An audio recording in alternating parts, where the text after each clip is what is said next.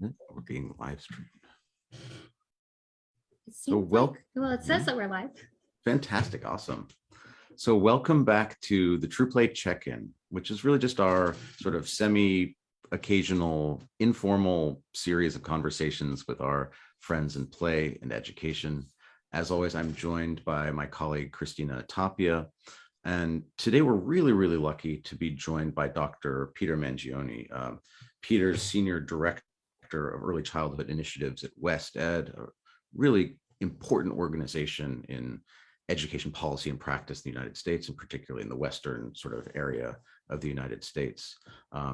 Peter has been a frequent visitor to Anji, a close friend of ours for a number of years now, very involved in creating the program for infant and toddler care, which is a comprehensive approach to responsive relationships-based care for young children, an expert in formative assessment and observation-based assessments, and really just an all-around great guy. So Peter, welcome to the conversation. I don't know if I missed anything in the introduction. It's been so long since we've been together in China, and you live pretty close, but over the last years, we really haven't even seen each other except through this medium here. Over Zoom or in some other video format online. It is different because it meant so much to be in China, to be in Anji, and with you and a few other people who have been really close to the work and have seen it evolve and have shared that experience. And it's been it's been hard to be away from it. I was my first visit was 2014, and right the moment I saw it, right from the beginning, I knew that there was something unique about Anji, something very special about Anji play in the Anji kindergartens.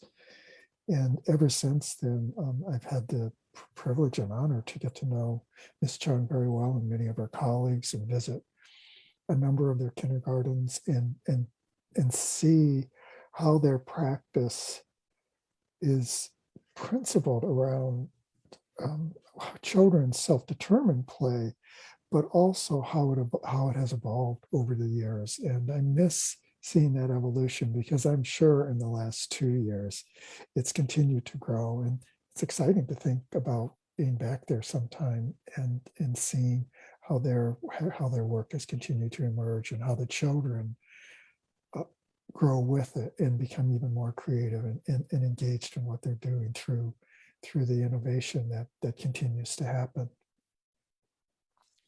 And I know, Christina, you had a chance to spend, a month in a threes class, and just to see the change that takes place over a month as the children are beginning to understand what kindergarten, what their early childhood experience is going to be like in those schools. And you were back 3 years later when they were leaving the Anji kindergartens, to think of where they are now as primary school students. I know, such a privilege for us is getting to see that evolution take place, and to have done that together, with you, Peter, Christina.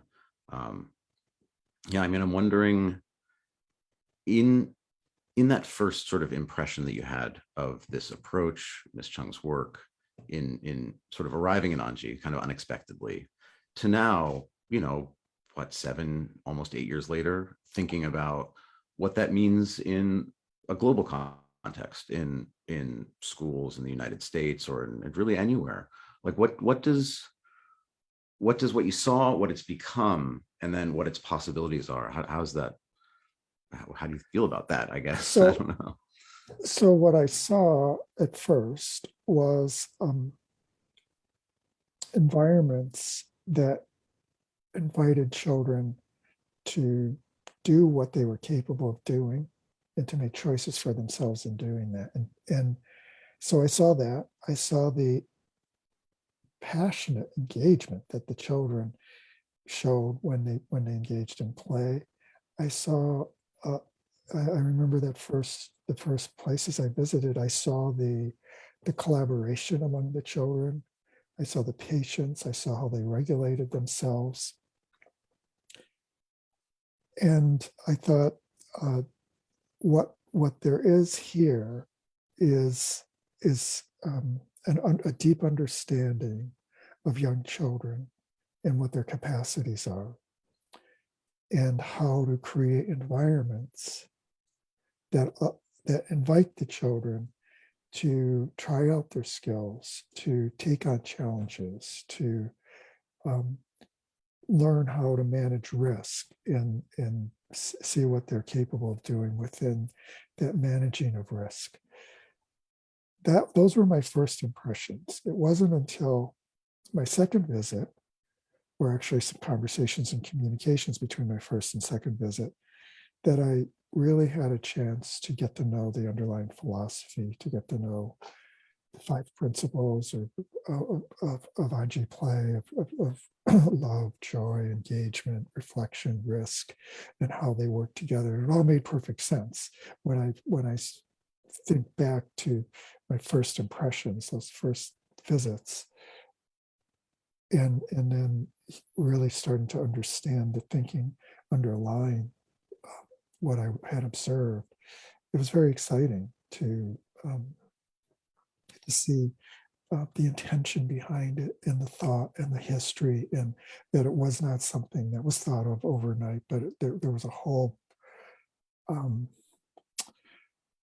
contemplation of what the meaning of play was, and the materials and the equipment was so thoughtfully designed, thinking about the kinds of choices, what children would want to do and where they would want to do it, and the kinds of environments and variety that you can offer to children, and then see what happens. So there was that, the environments, the equipment, but also then the way the teachers related and how they observed, and the intention that they were putting into their work with the children.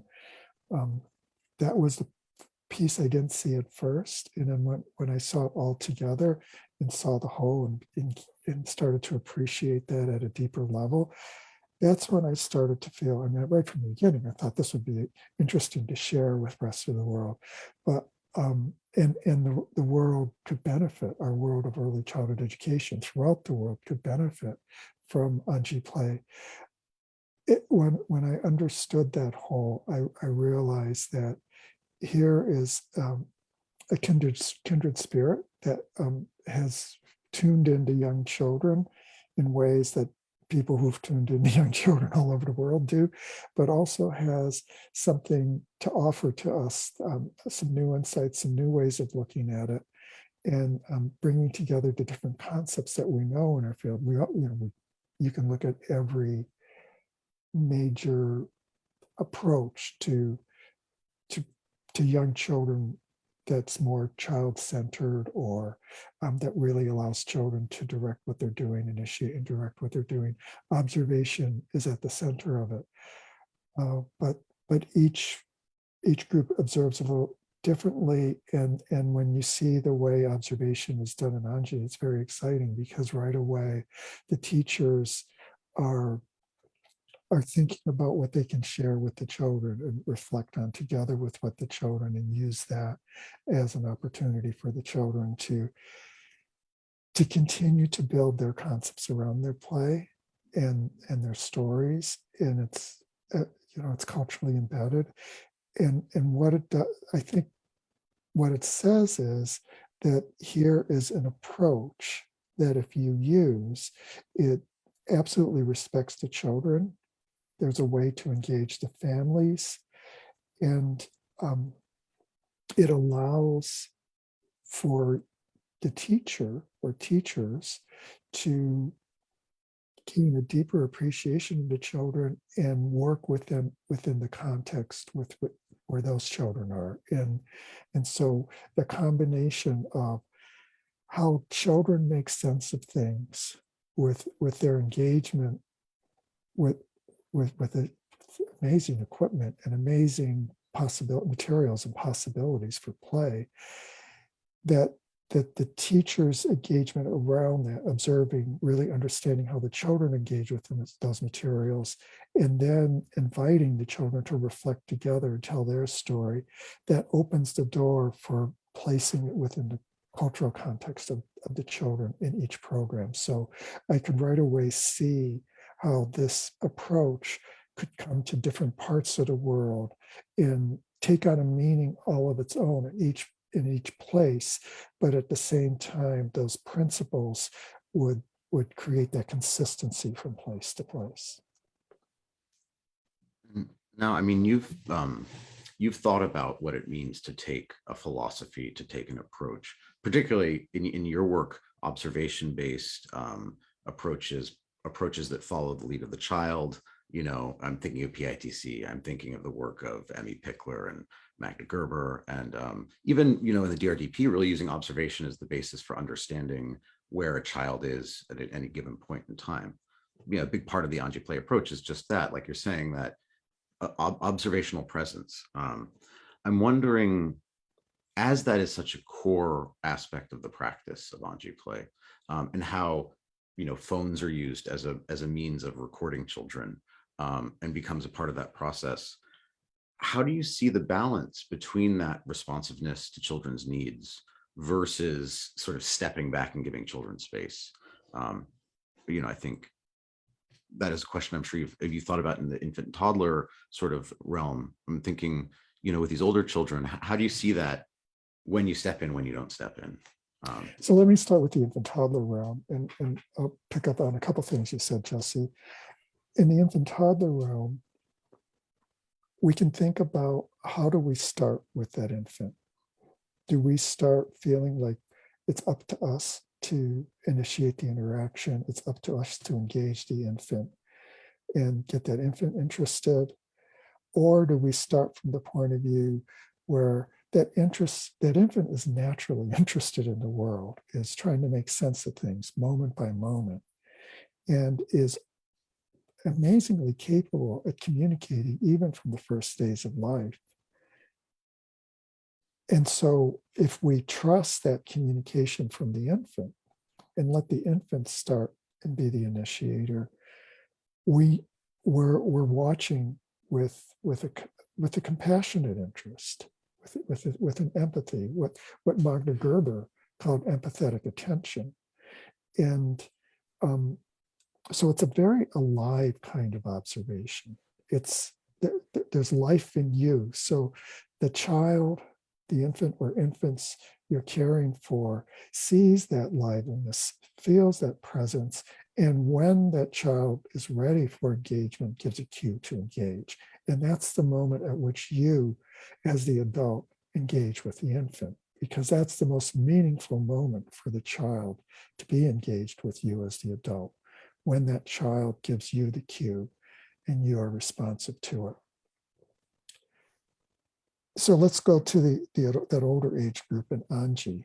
What I observed using the phone, which is the means of recording what the teacher is observing. When I watched the teachers, first of all, I saw the vitality, the life, the presence that they had. It wasn't like they were just, I got to get this down. And they weren't so focused on recording what they were seeing. And that was their whole purpose. That their purpose was to take in what the children were doing. And as they were taking it in, they were recording it. And so that right away is saying, I am with you, even though I've stepped back and I'm giving you time and space, which we want to do whether we're with an infant or with a young child or preschool age child, a child, even an older child. And when you need me to engage with you, you give a cue. And at the same time, with older children, we know at certain times they will need our assistance. And so the teachers, when, let's say, a child is taking a risk in Anji, that might be a little too risky, or the child isn't paying attention to a certain instability in whatever's been constructed, the adult doesn't rush over with a hurried, frightened look, but the adult very gently moves in, really monitors how much support is needed, does the little thing, and allows the children to keep going. And it's perfectly knitted together how the adult is engaging with the children at that moment around the child's play. So rather than intruding on the child's play, what the adult is doing is finding this very supportive, respectful way to join in and then let it happen. Are there times that children are interested in the adult and want to engage the adult? I didn't see a lot of examples in Anji, but I did see some. And every time that happened, what I felt was the openness of the teacher to that kind of interaction. And I think both during play particularly, you see perhaps less of that interaction. I mean, thinking also about how much relationship is built outside of play between the children and their teachers. And then, I mean, what you're describing is a way in which this observational stance is creating a closer relationship. So even though words aren't being used, there's a bond, like there's a strengthening of communication of relational values. And something that was Absolutely. interesting in like one of the conversations we had with, teachers that we're working with at like a pilot program is one of the teachers, she said to us in our last reflection, she's like, I never thought that using a camera would allow me to see the children so much more deeply than I thought I was already seeing them. She's like, something about having that camera forces me to really focus in and really see the nuances of their play, really see each exact like little moment instead of just, responding when there was like a fire to put out, right? She's like, I was able to like watch that entire process unfold. And then I was really able to see whether I did need to step in or not. And so like, I thought that was such an interesting observation too, because so many people feel like, oh, if you're recording, you're using a camera or a smartphone, to record, that you're actually more distant. But this teacher shared with us, like she felt more connected to the children. She felt more connected to the play that was actually happening. And it allowed her to prioritize that instead of, kind of wandering aimlessly on the playground and supervising. I mean, it makes sense, doesn't it? Because if you're using the camera, the smartphone as a camera to record what children are doing, to document what they are doing, actually, to document their play, that you're engaged, you're making choices. Where are you pointing the camera? Why are you pointing the camera where you are pointing it? What are you trying to pick up that the children are doing that you want to share with them later and reflect on later? So it's a very thoughtful process that you need to be at once taking in what the children are doing in a very attentive way, and thinking about exactly out of what you're taking in, what are you going to point the camera at, and what are you going to capture? So it is your mind at work with the children when you're using the camera. There's an attunement that the teacher needs to do when you are not just turning on the camera and pointing it haphazardly, but looking for those moments that give you insight, are meaningful to you. And then you can start thinking about, or wondering actually, how are the children going to reflect on this? What are they going to say? What does it mean to them? I wonder. And you're not going to find out until you share it with them and hear what they have to say.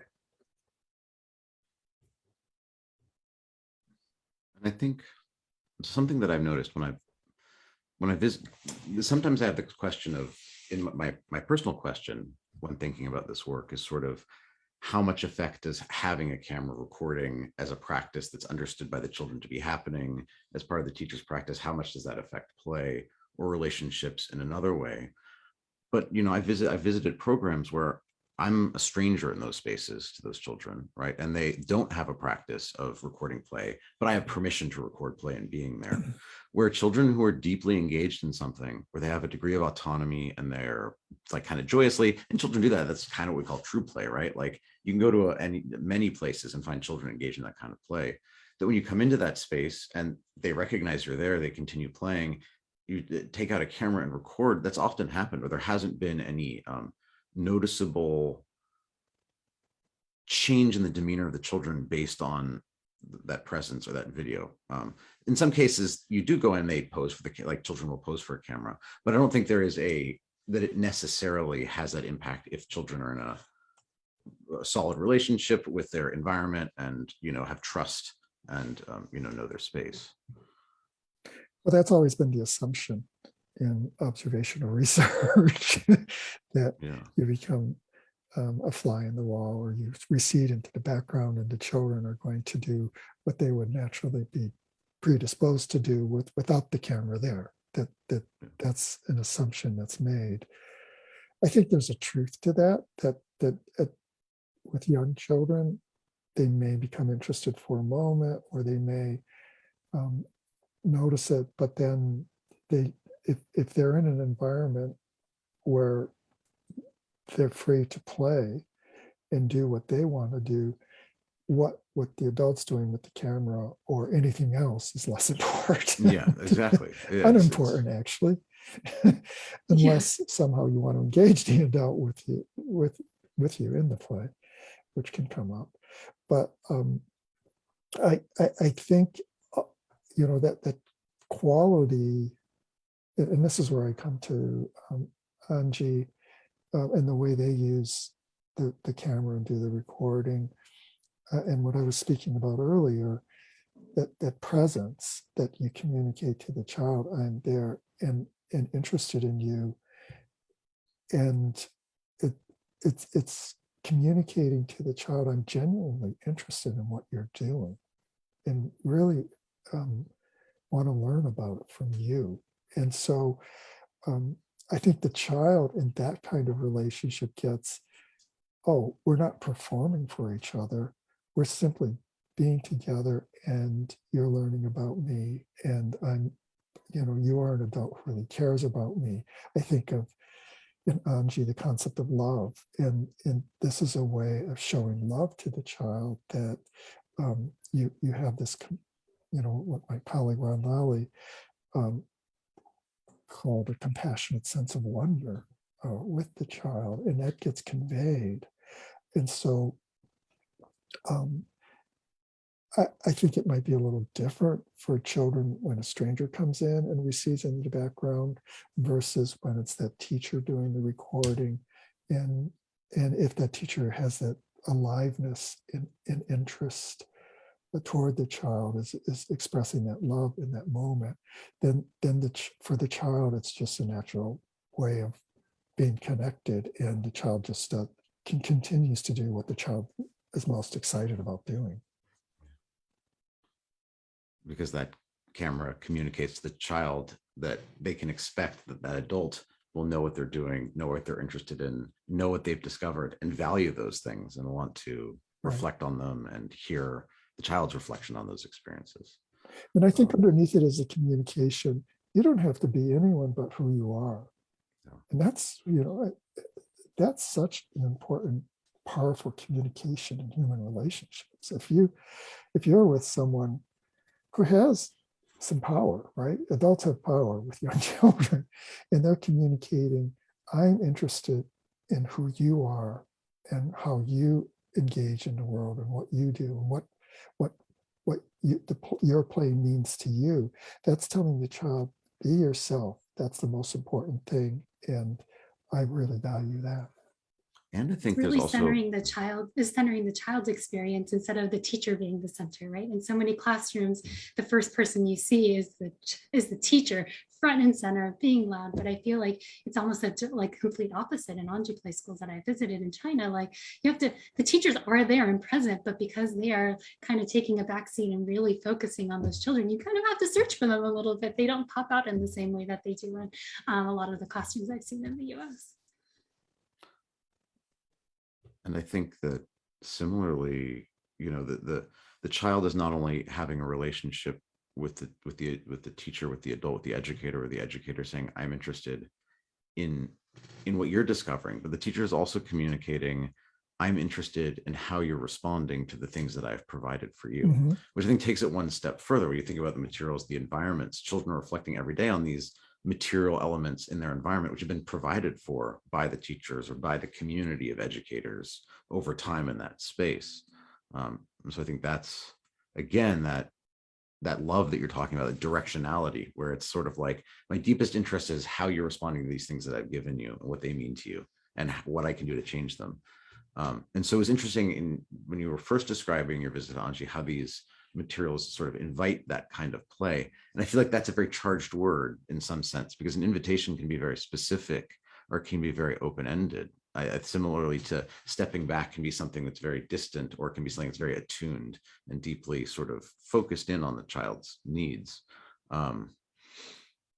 Yeah, I mean, how active that's not the right question.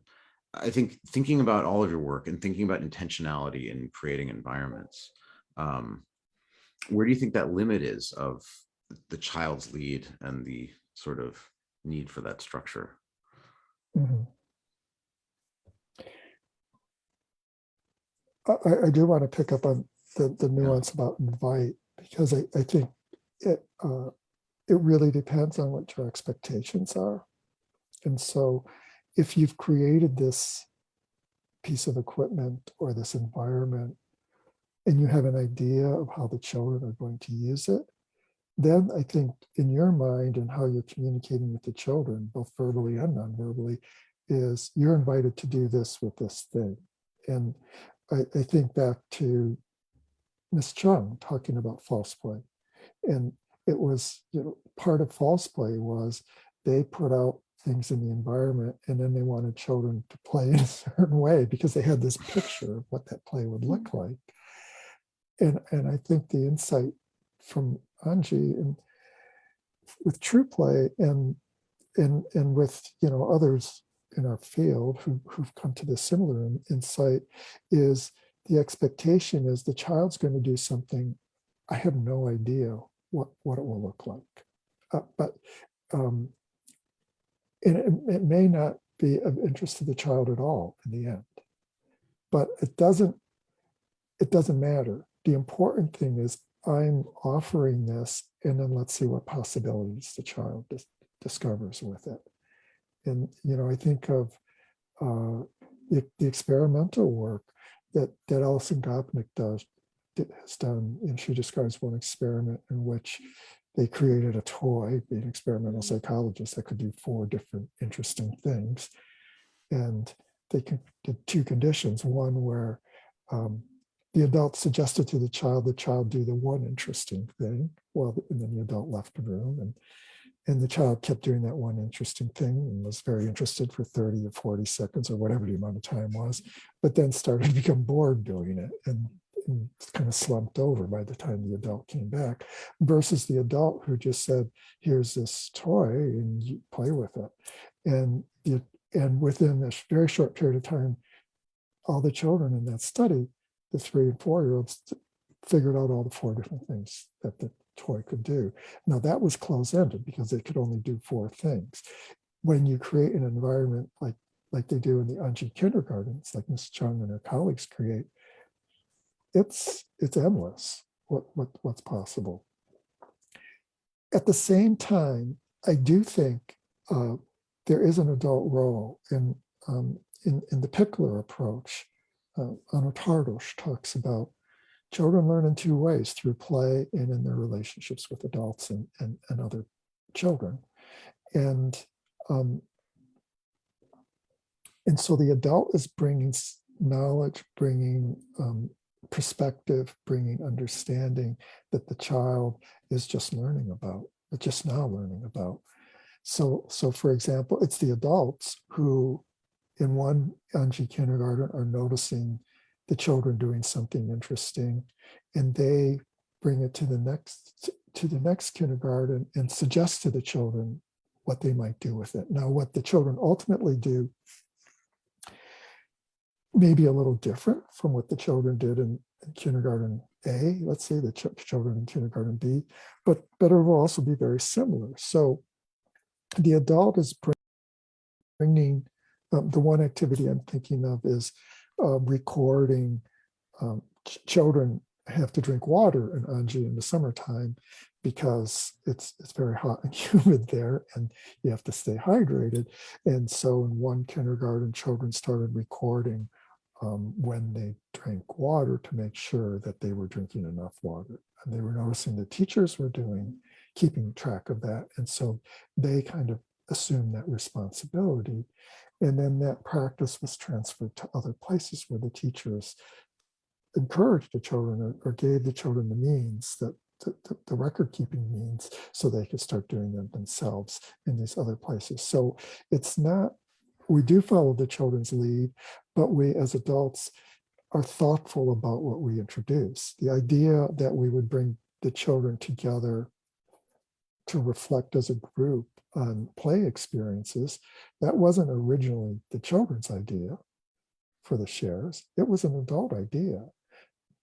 Where that goes, and anyone who's had a chance in Anji to observe the shares will see it can go in any number of directions depending on the group. But that concept in getting children into a group and giving them prompts to start talking, that is from the adult, and allowing the children then to take over the experience or become responsible for the experience. But so it isn't that we adults have nothing to do. We have a lot to do. We're very thoughtful. We're taking in, we're seeing how children are responding to the environment, and we're making changes based on what we see in introducing new possibilities to the children. And so it really is a relational kind of learning together that happens between the teacher and the child. It isn't just that it's all coming from the child and the teacher is always following. I mean, but I think you bring up a good point too. The teacher is bringing a lot, like they're bringing their developmental knowledge, right? Those materials were based on children in this age range typically like to explore these sorts of things. And so having materials that allow them to explore those sorts of things in whatever way that they want is so critical, right? Because you can create an environment that falls completely flat because it's not where those children are and it's not meeting their needs. And so I think that you're right. There is this huge role of the adult that I think sometimes goes unnoticed in Anji play because children seem so capable and competent. And also just like the role of routines and expectations too. Like they are so free because they know exactly what is expected of them. They know that they're going to get to school, they're going to have snack, they're going to have a quick check-in, and then they're going to go outside for 2 hours. They're going to come in and do play stories. And, they know that's what to expect. And so when you know what to expect at school, that gives you the greatest amount of freedom because you know what you're working with. Yeah, and I remember Cass Holman saying to me when we were there together one time, she said the first full cleanup time, and cleanup isn't the right word, it's after playing outside for two hours, putting everything away. She said, that was the moment I got Anji. She said, that's me, Anji play. And when she said that, I thought, oh yeah, here's something the adults have this expectation, as you said, Christina, that the children are going to put everything away. But in putting it away, they did it completely in their own way, completely creatively. And yet, after a very short time, everything was put away very neatly. But between those two times, between the start of putting things away and clearing the play or outside play area and having everything neatly set up, not perfectly neatly, I'll say, it looked different every day. I think you're both kind of drawing this attention to, I think, a principle that's described by Ms. Chung in the design of the materials and environments, which is sort of minimal structure. And I think thinking about the child's experience there, as minimal structure is not as little as possible, but minimal structure is as little as necessary. So thinking about, like, as Christina's saying, like, you do have really strong routines, transitions, but transitions that reflect that developmental knowledge of how long it takes a child to move from one activity to another, like the fact that you don't want to have multiple transitions, or that transitions should be as much as possible naturally following the rhythms of the child, or, can be broken up in group. Like, so there's that flexibility and autonomy to respond with structures that meet the children's needs, so that they're meeting that need for rest and communication and relaxation and expression and quiet time, quiet smaller work. I don't know if work's the right word, play on a smaller scale, or investigating inquiry on a smaller scale. That allows, like you're saying, for that freedom, because there's that safety of knowing what to expect, and kind of the honesty or simplicity in some sense of the orientation of the teachers, right? So like they're oriented towards that rather than that and implementing this series of activities, or that and making sure that like they make this activity happen on the Thursdays at this time. It's less about control and, like you're saying, more about that trusting, attuned relationship. And I guess that raises a question. One of the things that I think is so beautiful, I mean, many things are beautiful about your work, but thinking about younger children and care, and how during this pandemic, we're seeing how care is so critical to every part of education and interactions between people, and sort of a responsibility to provide that. And the belief that, care should really be a central mission of all educators at all at all ages. Thinking about how in the United States now we're thinking about expanding resources available to provide care. On the other hand, lots of things getting pushed down. Interacting with children or to get them to particular educational outcomes, or kind of coming back to this idea of minimal structure. We had a conversation recently where somebody said, well, we have these great creative free children coming from on play preschool programs. How do we make sure that like they can adapt to the primary school sort of expectations because they have so much freedom? And I think my response was like, well, they have freedom in their play, but they're still meeting expectations. They're following a routine. They're part of a community. They're contributing to its upkeep, cleanup at the end of the day, at the end of play. They're kind of attending to their own needs. Your system isn't responsive in the same way to those needs, and so there might be a challenge there. How do you see the potential for this age children, given that sort of situation around what we generally expect of children of this age in school environments? So I think that you used the words push down. I think push down comes from the idea that if a child does something earlier, the child's going to learn more. And that isn't the way learning in young children or any human happens. I think each child needs time and space to engage in learning as they will engage in learning. And whether it happens at 10 months of age that you take your first step, or 13 months of age, or 14 months of age, really is irrelevant. I mean, when you're looking at a child who's 17 years old in high school, you're not going to pick out the smart ones. Oh, those are the ones who started walking when they were 10 months. It doesn't work that way. Or the smart ones, those are the ones who said their first word at 9 months instead of 10 months. Or the smart ones are the ones who started reading at 5, and the ones who are not going to college, they didn't start reading till they were 7. That's not the way development works in early childhood.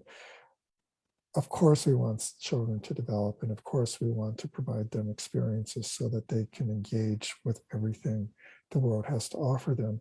But there's a time and place for all of those experiences. And what we need to do is observe children and see what during the period of young childhood is their main focus, how they're going to learn during this period. And what we do know from the research is that the developing young brain works differently from an older brain, a more mature brain, not older necessarily, a more mature brain, let's say. And that younger child is going to play with all the different possibilities, and that's the way they learn, versus we older people, humans, we tend to hone in and focus on what we think is the most important thing to learn.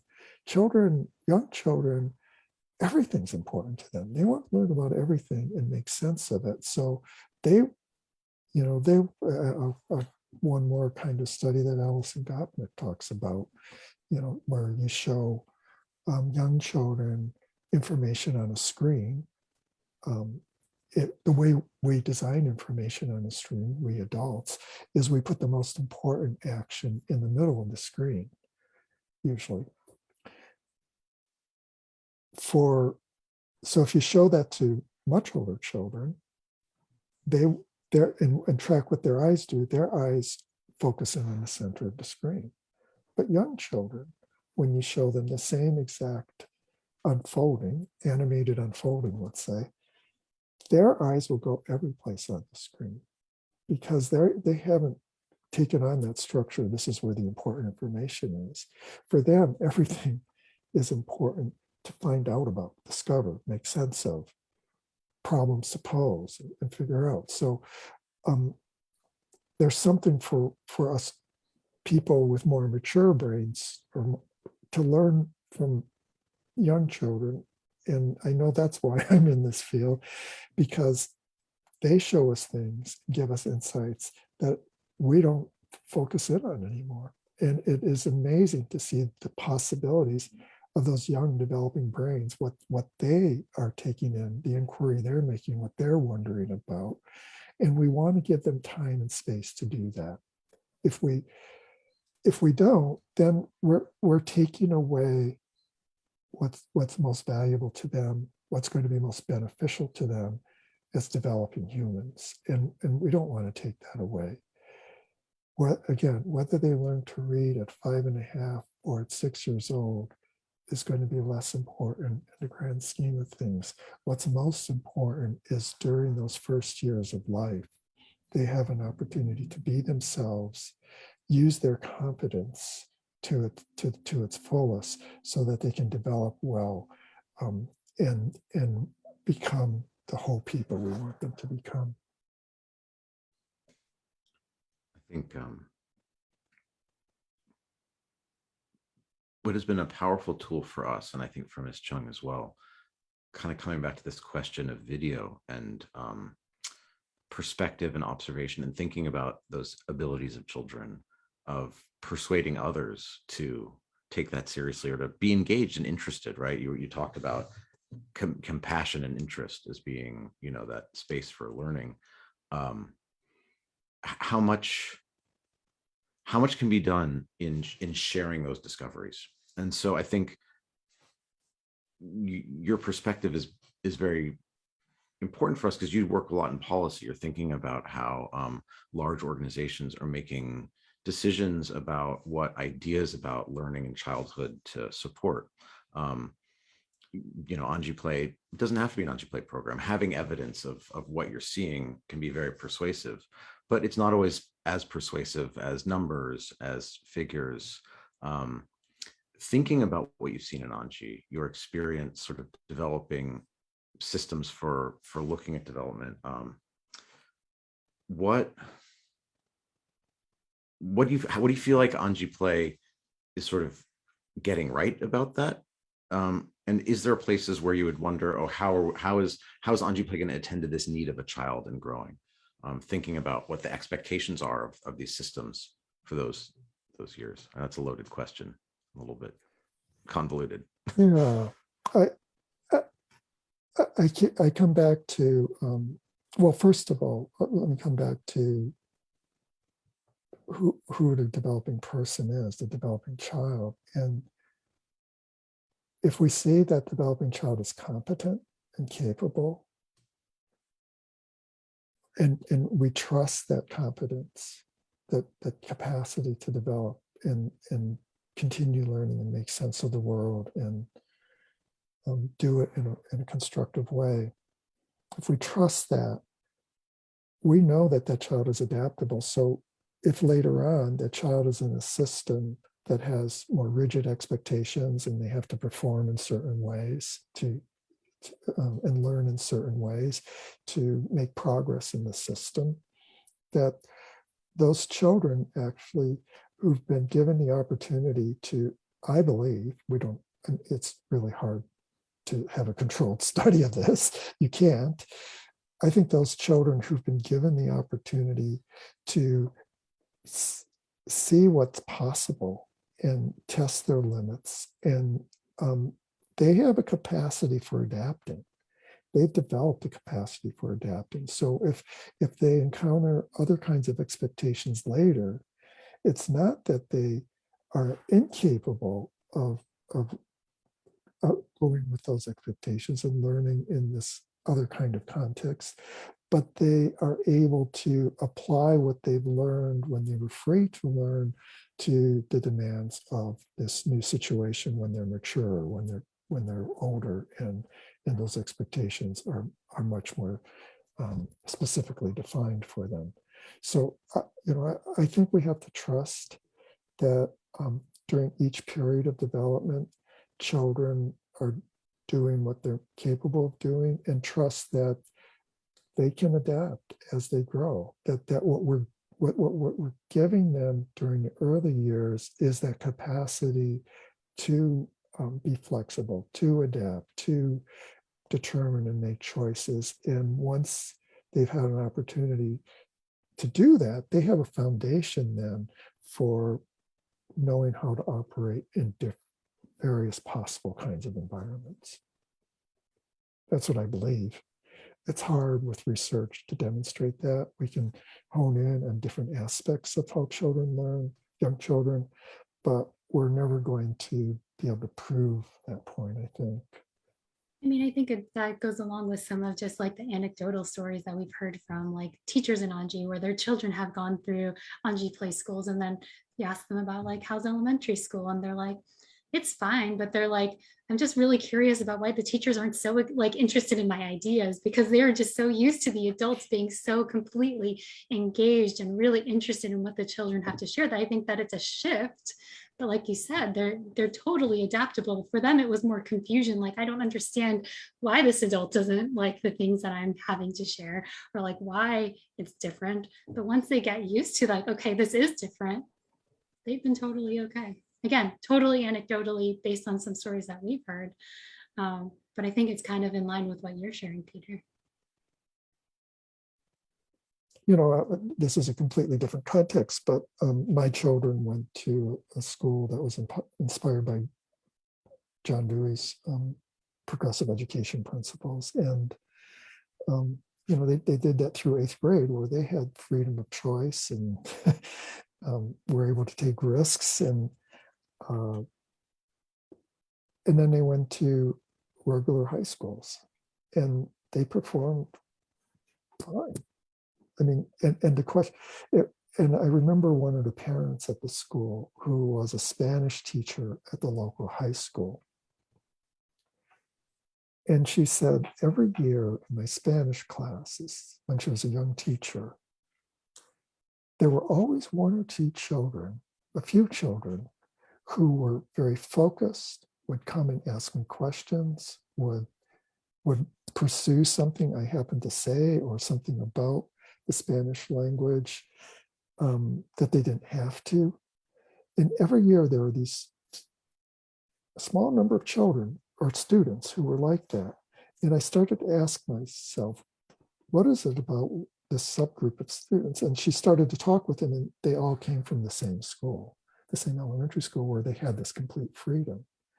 And she said they were the most organized, the most regulated, the most focused.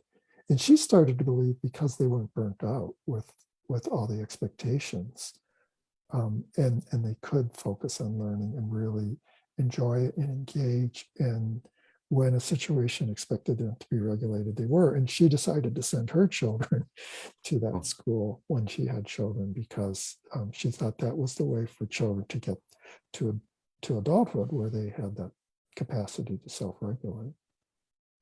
I think one of the phrases that's used in the Chinese standards, and they call it kind of qualities of learning, but I think, and maybe that's what's used here as well, like kind of habits of learning, like an interest in pursuing a question, or the ability to stick to what, like these things that are they're qualities of learning later in life, regardless of subject matter. I mean, even, with my own daughter, certainly, who's had a lot of freedom and play, is now in a public primary school.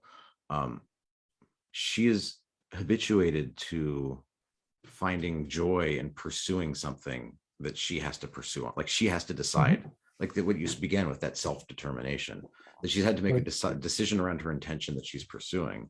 And I think, describing that interaction with the Spanish teacher, there's a belief in oneself and an interest in finding an answer to something, or Yes, confidence that that's what you should be doing, right? Right. You're not doing things because other people expect you to do them. You're doing them because they interest you.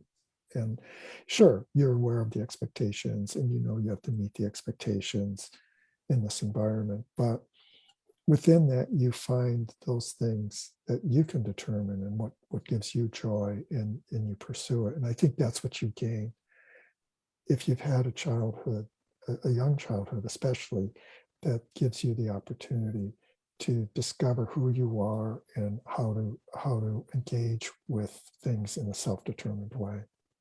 And I think the irony is like so many programs try to get to that end result and fail because they try to push down their expectations, push down all of these, standards younger and younger. And like I think you said, like children get burnt out. Children are not actually interested in pursuing those things because of the intrinsic motivation gets taken away. And so in some regards, if people let go a little bit more, you might start to see some of those more positive results that you're hoping to see.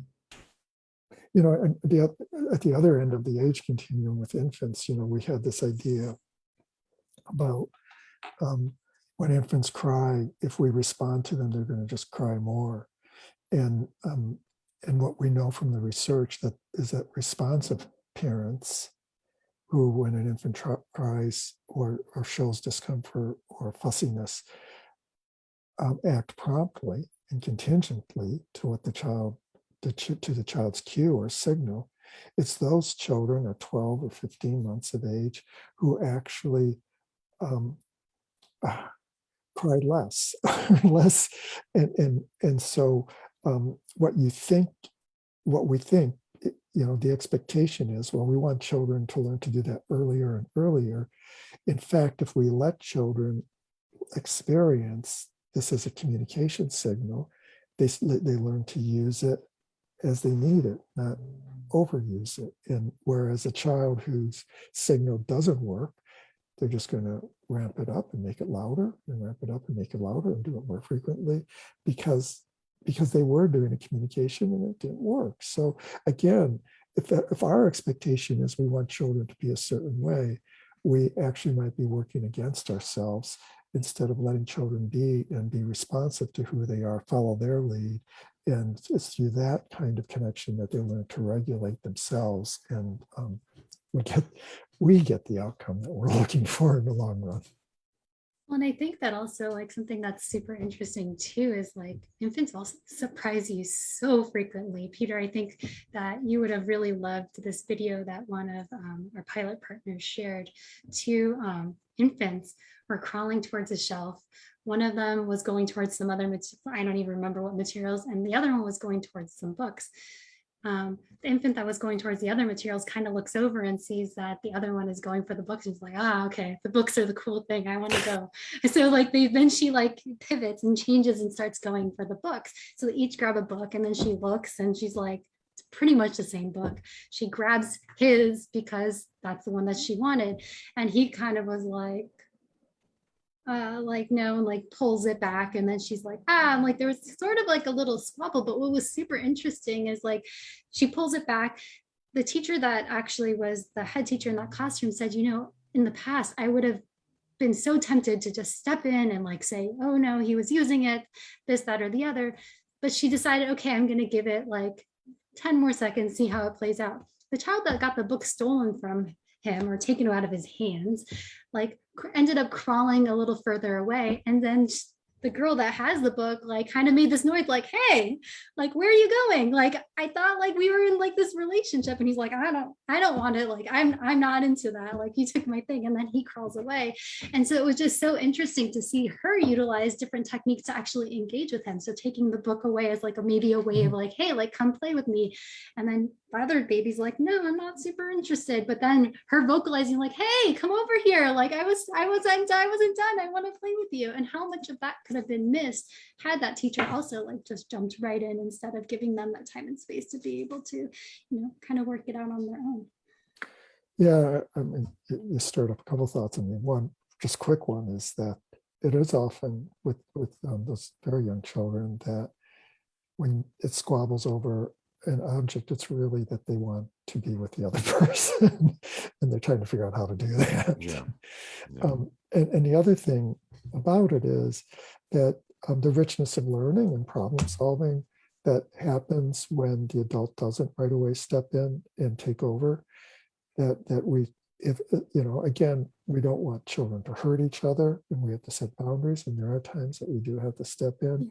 But if we let things go a little longer than we think we can let them go, often what happens is the children work it out, and it'll work out in various ways. They might part ways, they might figure out how to share, they might end up giving one book to a child and taking a different book. So, or they might just sit together and play with the same object together. So it's, again, allowing the children to explore the different possibilities and see what they discover in the process, what's meaningful to them, and appreciating that, observing it, learning from them in ways that again might surprise us and in some sense give us joy too.